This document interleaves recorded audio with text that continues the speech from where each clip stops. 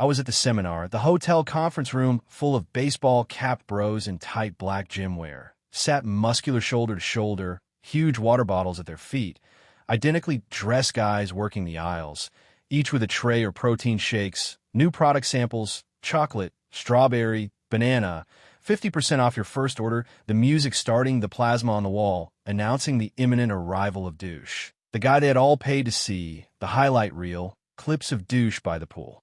In the sunshine, at the yacht party, driving a Ferrari along the coast, the ocean glistening, the on-screen countdown. Douche walked out, all upper body, no legs, launching straight into the monologue.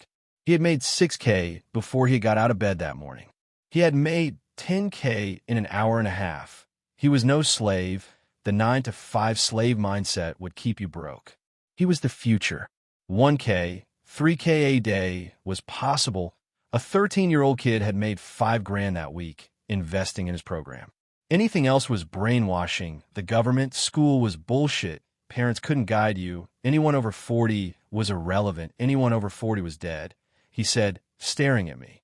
They were smart. They needed this. They didn't want to miss out. He would give them the cheat codes, the keys to their own Ferrari. They would leave knowing what to do and how to do it. He would teach them how to be men. He would teach them how to live. The sales pitch, the origin story, a structure so familiar to me. He never had a father. His mom had numerous boyfriends. They were all weak losers who had settled. He was worth $30 million because he had never given up. Why spend all day filming inane bullshit if you don't have to? I thought, if you're really worth $30 million, retire, cash it in. The hamster wheel of content. Every video the same premise as reality TV or TV soap. Conflict as entertainment. Content to spike cortisol, the drama drug. The guy reminded me so much of the product, the guy I had followed in my teens. When I looked at him, I saw a guy hurting, a guy consumed by emotional stress, by enormous pain.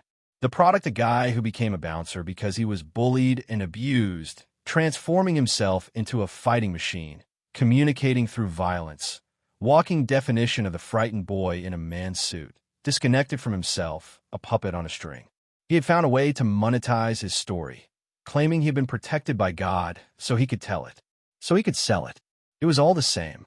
The pain, the hopelessness, the brutal insecurity, the ideology rooted in trauma, a warped world view sold as reality, the disconnect, the message they were selling versus what they actually believed, taking advantage of people with low self-esteem, seeking purpose, seeking to belong, people who needed role models with integrity, authenticity, pushed instead towards their worst impulses. Women, fitness, finances. It was so dispiriting. The intellectual poverty. Social conditioning with real-world consequences. Not a brain cell in sight. I had seen it all before.